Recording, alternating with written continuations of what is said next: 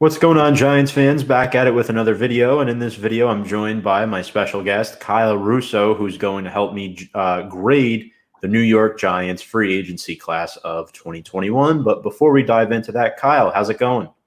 It's going good, Tom. How you doing? Not too bad. It's been an excellent offseason for the Giants so far, surprisingly pouring out the bag. We've roughly spent around 179 million in terms of guaranteed money in free agency. That's third most in the league. So it looks like parting ways with guys like Kevin Zeitler and Dalvin Tomlinson, it paid off in a sense. It really paid off. It really did. It really did. Definitely going to listen. Going into this, draft offensive line, I expect to be a huge consideration in terms of each one of these picks. Maybe even at that 11th overall spot because of losing a guy like Zeitler, but definitely in his absence, they've definitely improved the team from an overall standpoint. And just a quick reminder before we get into the mix of things, Big Blue Avenue is an affiliate of Review and Preview Sports. Make sure to go check out Big Blue Avenue on our YouTube channel at Big Blue Avenue and our social media at Instagram and Twitter. Make sure to go check out Review and Preview as well on Instagram, Twitter, and Facebook, and our YouTube channel at Review and Preview Sports. So before we move any further, just want to say there's a lot of free agents to go over. We're going to break this down pretty simply. And the first one we're going to start with is Jonathan Harrison, who kind of flew under the radar. This was a very, very early, premature signing. Former center for the Jets, didn't really start for them. He started a few games, and this was a one-year deal for the Giants, more like a depth piece signing. He could play center or guard. Kyle, I'm going to give this one a B because the Giants are looking for depth. He comes at a much cheaper price than Spencer Pulley does. And I think, Nick Gates is still learning at the center position. So if something happens with him, at least you have a fallback option. Absolutely. He started a lot of games in his NFL career before with the Indianapolis Colts, and he stepped in and started 10 games for the Jets more recently in 2019. Like you said, Tom, it's more so a depth piece. So I'll give it a B as well. Yeah, I mean, this is really no signing to go crazy over. But the next one, Dave Gettleman really hit a lot of these signings in free agency. Like a lot of these are in like A territory, but there's a couple that are not going to be graded very high in my book. And the first notable signing that the Giants had was running back Devante Booker. This was a 2-year deal, maximum of $6 million with $2 million guaranteed. Devante Booker spent his first 4 years with the Denver Broncos. Last year played for the Las Vegas Raiders, backing up Josh Jacobs, who was a Pro Bowler. Devante Booker is, a guy who last year had over 400 yards, 3 touchdowns. He's 28 years old. And if you were going to sign him, you might as well have brought Wayne Gallman back, in my opinion. I would have liked to have seen Wayne Gallman come back to the New York Giants, but before I give my grade, I want to hear your thoughts on this Devante Booker signing. Yeah, no, I completely agree with you. As opposed to bringing back a guy in Wayne Gallman that worked in your system and flourished, I would say, pretty well in the absence of Saquon Barkley pretty much the entirety of the season last year. I would have preferred to bring back a Gallman who I think, to be honest, as we see, he's still left on the market as the second wave of free agency has pretty much been concluded as far as I'm concerned. On top of the fact that Gallman is also younger. Booker's 29 in May, and Gallman won't be 27 until October, which is, at that middle part of the season. So to bring in a guy who's had experience with this team, drafted by this team, I believe, was he drafted by Gettleman, Tom? Or no, was that one of the former picks of Jerry Reese? Yeah, he was one of the 4 Reese picks remaining from last year's roster. He's the year before Barkley, ironically. Yeah. I would have liked to have seen them bring them back. I guess I'll give my grade on Booker. I give it a C. Again, not necessarily because of the player that he can be, because I don't think he's going to get a lot of playing time on the field, but just based on the fact that you had somebody that was so consistent that you could probably get at that same price range. I would think so at this point in time in Wayne Gallman. So I give Booker a C. Man, I'm going to miss having Deshaun Watson's college running back in our backfield, Wayne Gallman. But yeah. Devante Booker, I'm actually going to go a step below you. I'm going to give it a C-. This isn't as much about the player, Devante Booker. It's more about the deal. I think Devante Booker and Wayne Gallman are 2 very comparable players, where I think Booker is able to I think he has a quicker step north and south wise than Wayne Gallman, where with Gallman, you know what you're going to get. 4 to 5 yard runs, a guy that's going to move the chains. Devante Booker is a very similar player. Realistically, the only difference that I could find between the two is that Devante Booker is a little more experienced. And with that being said, we'll move on to the next free agent. This guy was re-signed, a player on last year's squad, Austin Johnson, defensive tackle, who came over from the Titans in 2020, played all 16 games for us last year, just had 1 sack. He was a reserve. He was a rotational piece. But this was a very effective player who saw limited playing time on the football field. He also had a key forced fumble for us in one game as well. It might have been a divisional game. But the Giants re-signed him to a 1-year, $3 million deal. I like Austin Johnson, especially since we weren't getting Dalvin Tomlinson back. It was pretty much a given at that point. So re-signing Austin Johnson for that low of a price was the right move. I'm going to give this signing a B, only because of his upside. I don't think he's a legitimate NFL starter. I think he can spot start. If you ran like a 4-3, he can be that second DT. But the Giants run that 3-4 scheme more often than the 4-3. And if you have him lined up at the nose tackle, I don't feel as confident in that scenario. So I'm going to give this signing a B. Yeah, I would agree as well. I'd put it in the B range. I'd say B minus, just because of the fact that we've seen it as recently, and we'll talk about it a little bit, how they signed a guy in Danny Shelton. So maybe just bringing a guy in Austin Johnson for depth, or maybe to compete in training camp with guys like BJ Hill, who will probably fulfill that role of Dalvin Tomlinson, or competing with Danny Shelton, whatever one it is. But I would give it a B minus based on depth. Again, younger guy, only 26 years old at this point in time. And we know that he's played with the Giants before last season, and he had success in the minimal snaps that he got. Yeah, no, I definitely agree. I see where you're coming from. The next free agent we're going to talk about is Colin Gillespie, a fullback from the Houston Texans, who's only been in the league for a couple of years, blocked for Deshaun Watson, mainly a special teamer blocker type of guy. He's really good in run blocking. I'm going to go ahead. Again, I watched a little bit of film on this guy, thanks to Bobby Skinner, excellent Giant YouTube content creator. I'm going to give him an A minus, and here's why. I think he's going to push Elijah Penny off the 2021 roster. I think Gillespie is a little bigger. He's a little better run blocker for Saquon Barkley. You may see some jumbo sets with him in there. So I think Gillespie is going to do a nice job, not just on special teams, but I think he might be signed to fulfill that Elijah Penny role, because if we think about it, there's no way both of them are on the roster come September. Yeah, no, I would happen to agree. I believe they're at the same age, I want to say, or at least the same size. I think Gillespie was 25, Penny's 27, and Penny's been on this roster for now a couple of years, Tom. It feels like the last 2-3 years he's made this roster at the fullback position to kind of protect and, be a blocker for Saquon Barkley. And from, what we've seen, hasn't had that much success. So nice to throw a new player into the mix to potentially push Penny out and push Gillespie in to be that run blocker for Saquon Barkley, or now even maybe a Devante Booker as well. I'd give it a B. Just it's a fullback, and I get it's a very important position, but it's a guy that more so than likely we're not going to actually see being taken on the field in offensive schemes versus being a special teamer. Right, and that's where I definitely agree with what you're saying, but I think we'll see Gillespie more on offense than we did Elijah Penny. It was a rarity you saw him out there. Yeah. So I think that'll be interesting to monitor throughout the training camp and the offseason. But next signing, Casey Kreider, long snapper, back on a 1-year deal. Very quietly had a stellar season for a special teams group that excelled throughout the most part of the season. You don't want to mess up with your special teams unit. I'm going to give this one an A. Because he's a former Pro Bowler, and who else were you going to go out and get? This is a no-brainer. Bring him back. Yeah, I would happen to agree. I'll give it an A minus, just be a little different. But again, somebody told me this. I don't remember who it was, but if you didn't hear his name often, that means he was doing an excellent job in what he was doing. So based on how the special teams was, at least for the first half of the season, because kind of dipped towards the second half, based on how they played in that standpoint, being in a new system under Joe Judge, who was a former special teams coach with New England, I would give it an A minus at this point in time. Casey Kreider coming back to the Giants. The next one is Big Cat.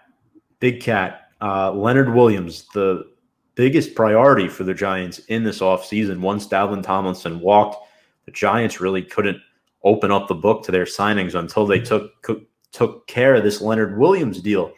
They eventually re-signed him to a 3-year, $63 million deal. They backloaded a lot of the contract.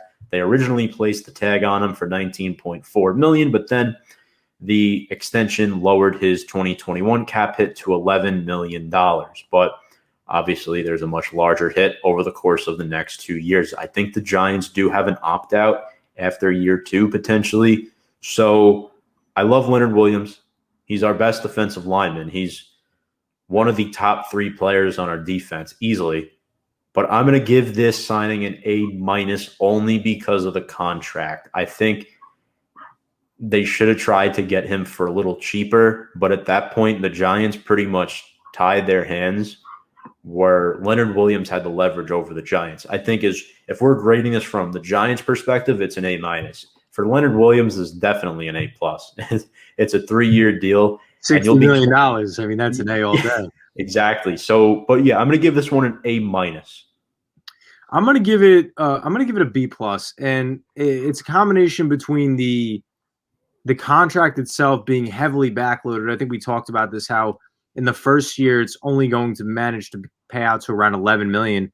But with that being said, those last 2 years are really, really heavy for a guy in Leonard Williams who really had his coming out party this season. And you don't necessarily like to see that when a player hasn't had consistency and then just shows up out of nowhere in his contract year. And again, that could be a product of a system what Patrick Graham has developed, because Patrick Graham, like we saw, in only 1 year of being the Giants' defensive coordinator, was getting head coaching calls, not just because of the development of Leonard Williams, but the entirety of the defense and players working in that system. Whereas before, coming in a situation working with Adam Gase, working with Todd Bowles, having a lot of different scenarios which didn't necessarily pan out that well. Another reason why I give it a B+ is because, again, as great as he was last year, 11.5 sacks, I believe it was, a big factor that I think we may see, I don't want to see, but may see, is that was he able to get to the quarterback as much as he did because he had Dalvin Tomlinson lined up with him, who as we know, was a dominant run stuffer, but also had his fair share of pressures on the quarterback as well as sacks last year and throughout his seasons in entirety with the Giants. So we'll see what happens. We'll see what comes of it. But that's a lot of money in a player that has only had 1 season. I hope that he continues that, but that's why I give it a B+.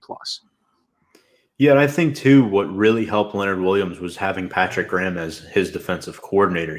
Leonard Williams can play the 5-tech or the 3-tech, and, moving Leonard Williams around the defensive formation, it allows Patrick Graham to disguise coverages and blitzes so that the offense, the quarterback, the offensive line doesn't know what's coming. So I think Leonard Williams was extremely important for that, and it's not often you see a defensive lineman nowadays who's not really an edge rusher get 11.5 sacks. Yeah. So that's definitely exciting for the Giants. Definitely an excellent player to have defensively. The next one happened about maybe 2 minutes after they announced the Leonard Williams deal. I think, Kyle, you were the one that texted about it.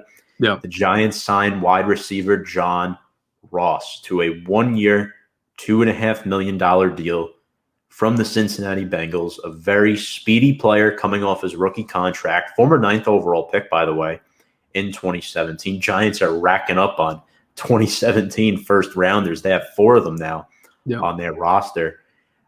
7 touchdowns in 2018. This guy can take the top off of defense. I really like him. Injuries are a concern, but it's a low-risk, high-reward type of move because it's a short-term commitment for not a lot of money. Yeah, I would give it a B+, again, just because his injury history, it's so substantial, even before he got into the NFL, right? When he ran the 4.4, when he ran the 40-yard dash, literally pulled his hamstring after running that. He's been an injury-prone player. He doesn't have the size. That's why the speed helps him out a lot, because he can't be a receiver that's taking these hits every single time. You run down the field with him. But definitely can work in a scheme system that Jason Garrett can throw out there. Definitely a deep threat for Daniel Jones to have, is which he didn't really have last season, maybe outside of Darius Slayton, but didn't get a lot of touches last year as well, based on the fact that in the system in which they worked and the defensive coverages that they faced, he was more so a number 1 receiver than really the reality of him being a 2 or 3 at this point in time. I think he could definitely help out the team a lot. I don't know how often we're going to see him, because the Giants went from a not having a lot of offensive weapons to having a decent amount of offensive weapons. We'll probably see him a couple times a game, maybe a couple passes thrown his way, but I give it a B+ just based on the fact that, availability is the best ability, and that's just something that hasn't gone in the favor of John Ross in his first couple years in the NFL. That's absolutely a fair point. I'm going to take a little different approach. I don't think I gave a grade for John Ross. I'm going to give him an A because he's slated to be our number 4 wide receiver, and I think he's the type of guy where Sterling Shepard, who also has an injury history, he can easily fill in as the number 3. And when you have 2 good tight ends like Ingram and Rudolph, as much as we bash Ingram, he's still a very talented young player on our roster. Yep. That opens things up for you.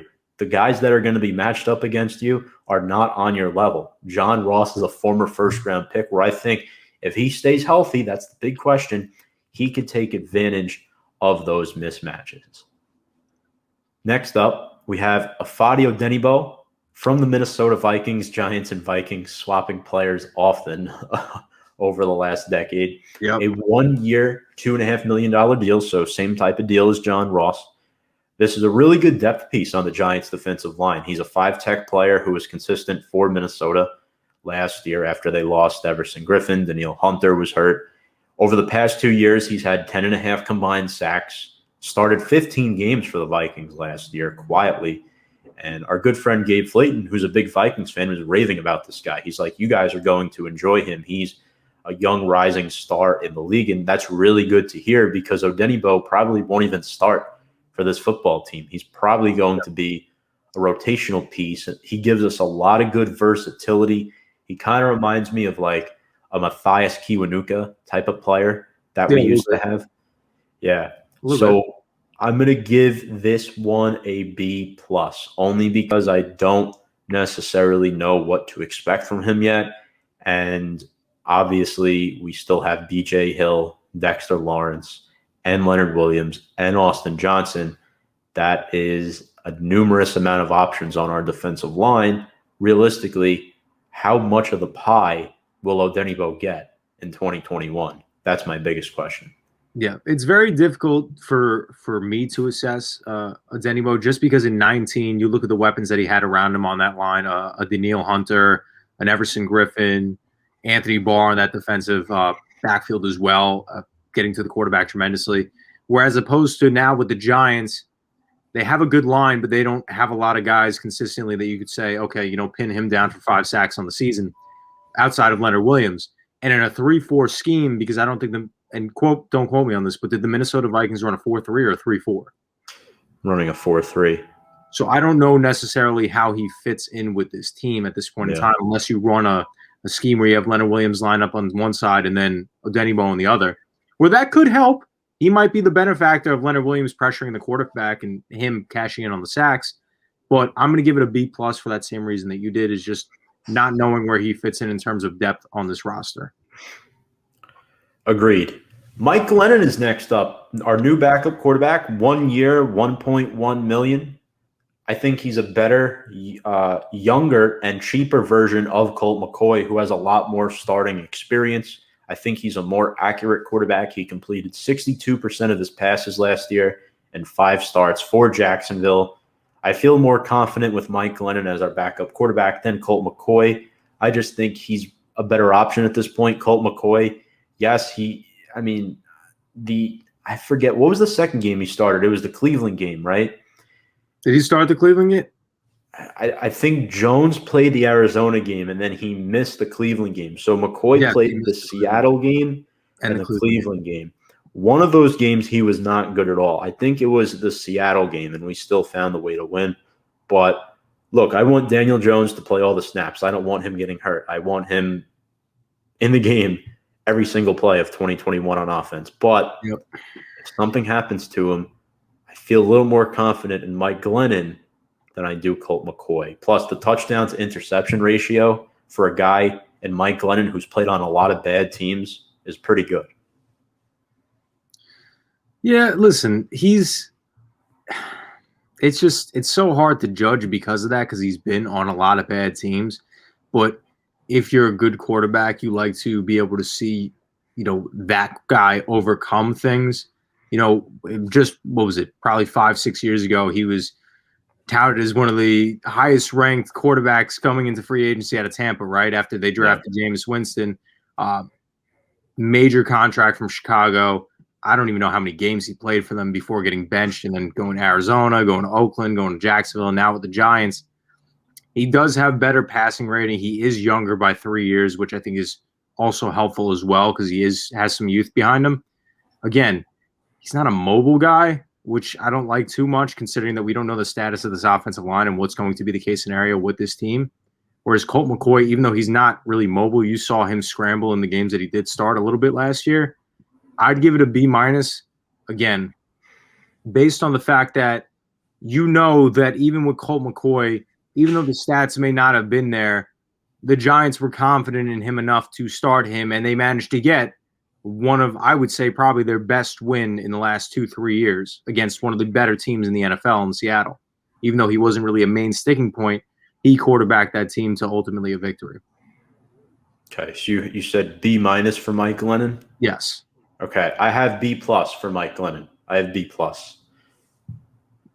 Reggie Ragland is next up. 1 year, less than $1 million deal, $988K, veteran salary benefit deal. Former Detroit Lion, as the Giants brought over Kyle O'Brien and the front a lot. He's rumored to be the next man up after Dave Gettleman retires eventually as our next GM. But Kyle O'Brien recruiting a lot of Detroit Lions this offseason, 3 of them to be exact.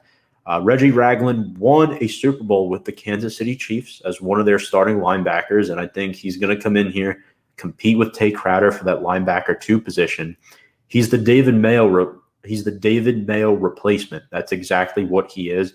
David Mayo was costing us nearly $2.5 million against the cap this year. Reggie Ragland is earning less than $1 million, and quite frankly, might be a better player than David Mayo. So I'm giving this one a B+.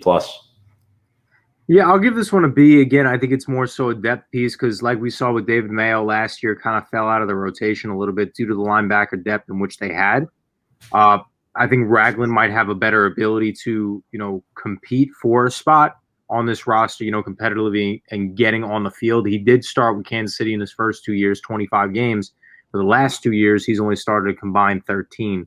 So I guess you could call that a little questionable. Only because if you look at Kansas City, they've lost some of their best linebackers like a Derek Johnson to retirement. They've lost a guy like Justin Houston to the Colts, and yet this guy still wasn't getting the starts on that defense. So it's more so a depth piece. I give it a B as of right now. I think that championship pedigree and being in that competitive aspect does help out tremendously. And again, being in a scheme with Patrick Graham, I think can further enhance his ability to potentially see a lot of snaps for this team. All right. I definitely agree. Ragland is a good piece. We'll have to see how he fits into the scheme. We have a couple more. So Kenny Gallaudet, this is the big one. 4 years, $72 million. We got the number 1 wide receiver on the market. We haven't done that since 2005. Kenny Gallaudet accounts for only a $4.5 million cap hit this year somehow. With a void 5th year included in this deal. Kenny Gallaudet led the NFL with 11 touchdowns in 2019. He's an outstanding young talent for Detroit, just didn't have much of an offensive line. Yeah. And he was always getting looks at the number 1 corners, and there wasn't many other options for Detroit offensively other than him. But he's 6'4". He's one of the best contested catch players in the entire league. If you throw up a 50-50 ball, I'm more confident in him than I am Darius Slayton or Sterling Shepard. That's for sure. And I really like him a lot. You go and you get your number 1 wide receiver in free agency who, by the way, wants to come with you. This was done in an old school recruiting method by Joe Judge and Dave Gettleman. And for that reason, I'm giving this an A+. Kenny wanted to be here, an A+. Kenny wanted to be here. He did not leave the building without a contract. Kenny Gallaudet is a New York Giant. This is a home run for me. This is exactly what I did not expect to happen. But now that it's happened, I'm happy about it. A+ for Kenny. I'm absolutely 100% on board. I'm very happy. I'm going to give a little over a grade. I'll give an A-. And again, it's just because you got to be healthy. You got to be healthy. And that's been the sticking point from him putting his name in that conversation of the upper echelon wide receivers in the league, even though he's considered probably when healthy, he's probably a top 7, top 8 receiver in football. He's just never been able to get to that point of health where you could say consistently you can count on that guy in every single situation. And granted, it's almost a similar situation with the Giants now in their offense versus in Detroit, right? You had a Marvin Jones, you had a TJ Hawkinson, you had a better quarterback, and you had probably maybe around the same, maybe a little worse offensive line. Kind of the same thing with the Giants, kind of in that same offensive line standpoint.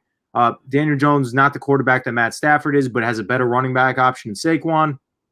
You have Sterling Shepard and Darius Slayton, and you also have a nice tight end like the Detroit Lions do and TJ Hawkinson and Evan Ingram. Kind of similar situation. Again, best ability is availability. I think that if he's healthy, this is a guy that we could see get, 8 plus 9, maybe even 10 touchdowns this season based on, his ability to catch the ball, his athleticism, his freak speed, route running, and hands. Because I think that's huge as well, considering for a young quarterback that hasn't been able to hit very well with his targets, a guy that can really good with the 50-50 ball. I'm going to give it an A-, though. Again, I would have really liked to have seen, I know he didn't hit the market, but an Allen Robinson just based on a health factor. I think that might have, not that it would have been a better fit, but felt more comfortably knowing how much we're paying for this guy to be a number 1 receiver, knowing that he hasn't been the healthiest of players over the course of his career. And that's a good point you bring up. One thing I've noticed throughout this entire free agency period for the Giants, they've gone after a lot of injury-riddled players, whether it's Kenny Gallaudet, Dory Jackson. I know Kyle Rudolph's not an injury-riddled player because he missed 4 games at the end of the season, but he has an injury right now on his foot. So that, and it is a little concerning.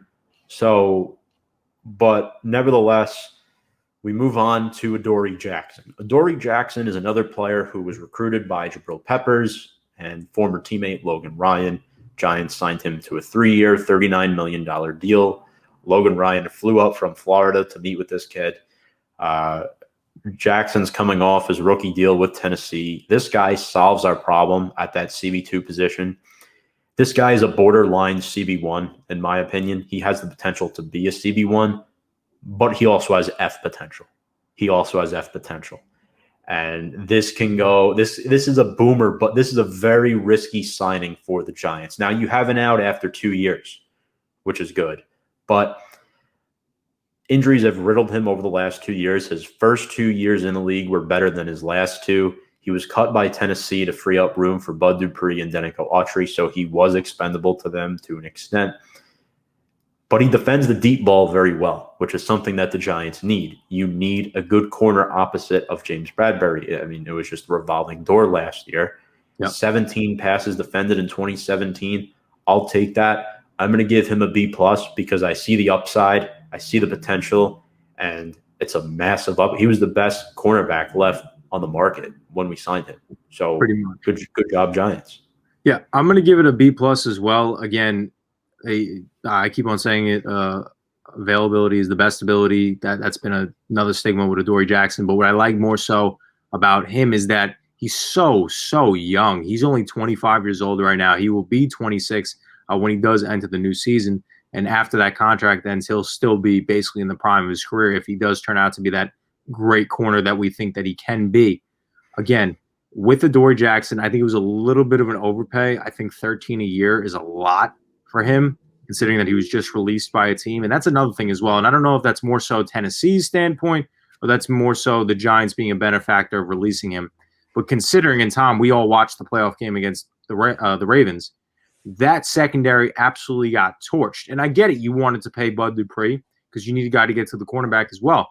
But to release basically both of your starting cornerbacks tells me that maybe you weren't feeling a Dory Jackson and being available and being that corner number 1 that we talk about, right? Because essentially that should have been their game plan. Malcolm Butler being the older player, Dory slipping in as a young 25-year-old to step up and be that number 1. But to completely get rid of your secondary may mean that they didn't necessarily have that same faith that the Giants may be in. But again, all about defensive schemes. And in Patrick Graham's system, we've saw what a lot of, I don't want to say lesser talent, but we all going into last season said that the talent wasn't necessarily there. And Patrick Graham squeezed the absolute most that I think you possibly could have out of that defense. And now giving him a second year to work with some of the remaining players and with some new additions like Dory Jackson, I think this defense can be really, really, really good, especially that secondary, which people are already ranking in the top 3 in terms of secondaries in the entire NFL. So Right. I would say that Jackson gets a B+ for me as well.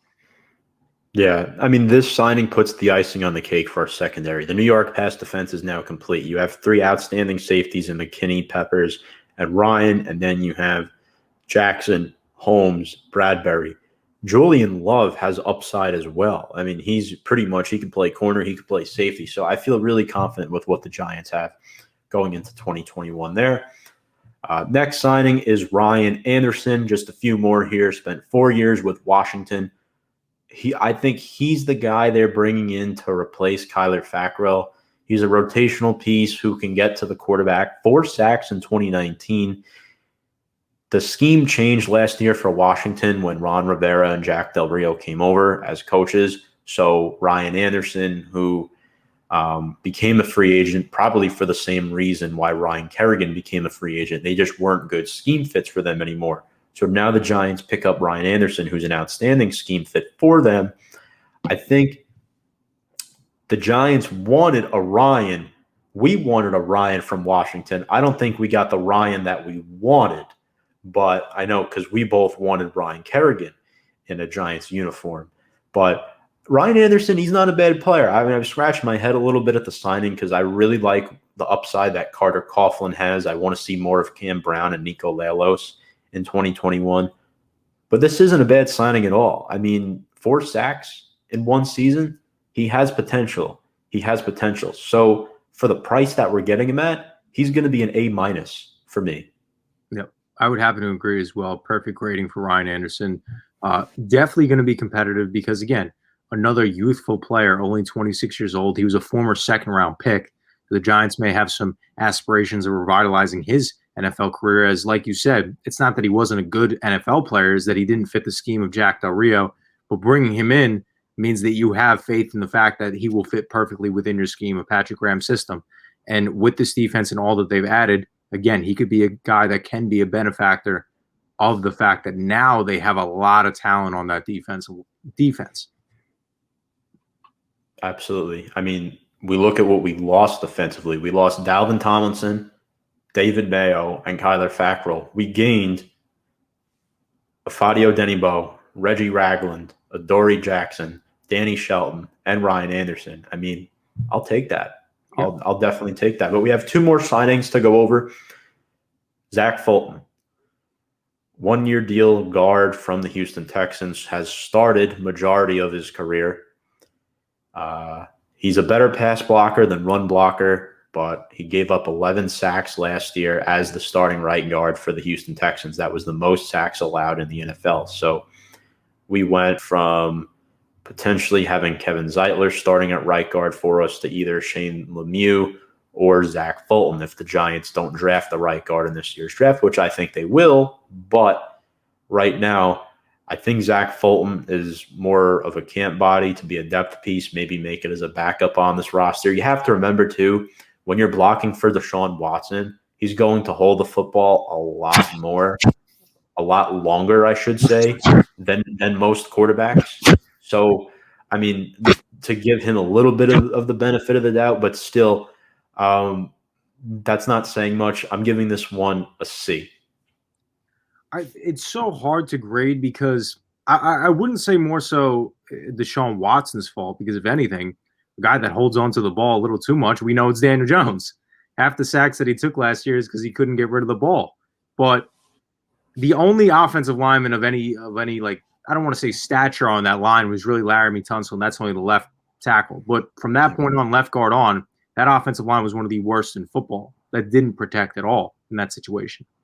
Now, this is where it becomes confusing, at least to me, because I would think that because Shane Lemieux had so much success at that left guard position after Will Hernandez had his COVID stint, I don't know if they're going to re-up and give him an opportunity to regain that position back or keep Shane Lemieux there.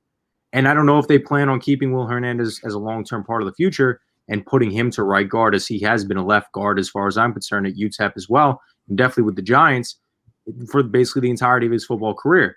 they might look to experiment with that. I would be shocked personally if they move Lemieux over to that right guard position, but I think more so that with that being said, I think that Zach Fulton may have the opportunity to start on this team. I really do think so. Yeah, I mean, I think the Giants should look to draft the right guard, whether it's round 2 with a guy like Wyatt Davis or a guy like Ben Cleveland or Trey Smith in round 3 or 4. But, I mean, there's been rumors about Hernandez potentially moving to right guard as well, which obviously you said they love Lemieux at left guard. But I think if you're content with Lemieux and Hernandez as your starting guards in 2021, that's not okay. Yeah. That is not okay. Plus, Hernandez is on a contract year, and he's digressed a little bit since his rookie campaign. So hopefully now that he's on a contract year, he's able to perform up to par. All right. One last free agent signing is Danny Shelton. Danny Shelton spent his first 3 years with the Browns, the next 2 with the Pats, where he won a Super Bowl, and last year he played with the Detroit Lions under Matt Patricia, Kyle O'Brien. He has ties to Joe Judge. O'Brien, as I just mentioned, he played a year in Cleveland with Jabril Peppers, apparently college roommates with John Ross. I didn't know that. And he's a great run stuffer. 1 year, $2 million. Now, he's not going to give you the same results Dalvin Tomlinson did, but this just goes to show you how, in my personal opinion, you cannot invest the bank in a defensive tackle because they are so easily replaced. And as good as Dalvin was, you're going to get not the same value, but the similar value to Danny Shelton. And you're not going to throw the bank at Dalvin Tomlinson, who, no offense, I love the guy, great leader on and off the field, but only played, I don't even know if he played 60% of the snaps last year. Danny Shelton's only going to play like half the snaps. The Giants have so many defensive linemen. You rotate in and out of this lineup. I mean, he's 345 pounds, Kyle. He's a big boy. But I think it's more so the question with Dalvin Tomlinson, we talk about the invisible stats, is how good he was as a run stuffer. Not more so the QB hits or the pressures or whatever, or sacks, more so the run stuffing ability. And whatever defensive tackle they bring in, whether it's going to be a BJ Hill, who I think will automatically, based on tenure, get that position, or an Austin Johnson, or a Danny Shelton now, is it based on NFL experience? Is it based on tenure with a team?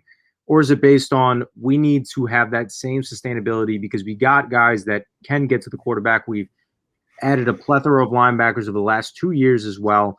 Maybe draft a defensive piece that can get to the quarterback in this year's draft as well.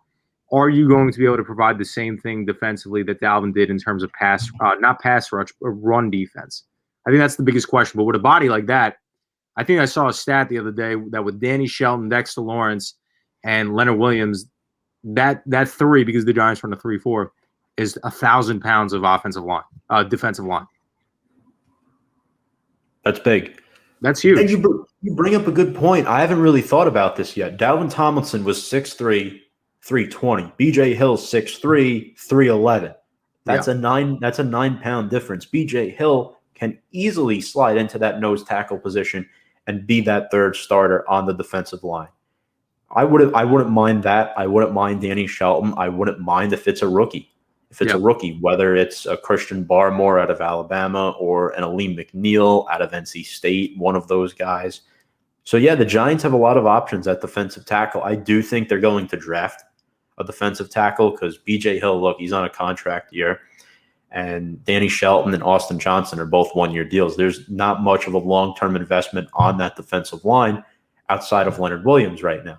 And then you're going to have to pay Dexter Lawrence in a year or two. I'd imagine you'd want to keep him. I would hope so. With these defensive tackle positions, I would hope so. Sexy Dexy. But Danny Shelton, by far one of my favorite signings, actually one of my top 4 favorite signings for the Giants. As the Giants now, fun fact, you mentioned about the weight, they have 3 former first-round picks on their defensive line. Danny Shelton, a first-round pick of the Cleveland Browns in the 2015 draft. My grade for this signing is an A. Interesting. I give it, again, it's so tough to give a grade when there's no solidified clarification if this guy's going to start or not, or if it's going to be depth.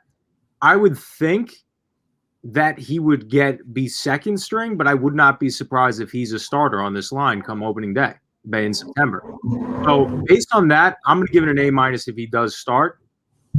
If he doesn't at the depth piece, the B-, but let's just say A- for Danny Shelton.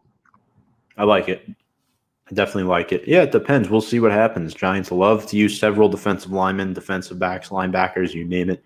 Kyle, before we go, a final team grade for free agency, and I'll let you go first here with this. Overall team grade. I know they're still not done, but the bulk of it is done.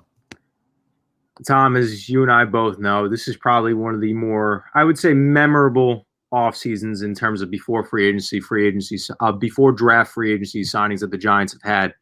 I would give this an overall grading of an A-. They definitely brought in a decent amount of better players than they had last year. Again, but like what you said earlier, a lot of these players, as much upside as they do have, most of these star-studded names that they did bring in have had injury history. And that is always a question in everybody's mind considering how physical football is. But at that point, in this standpoint right now, I give it an A- based on the pen to paper, having that player on our roster for the 2021 season.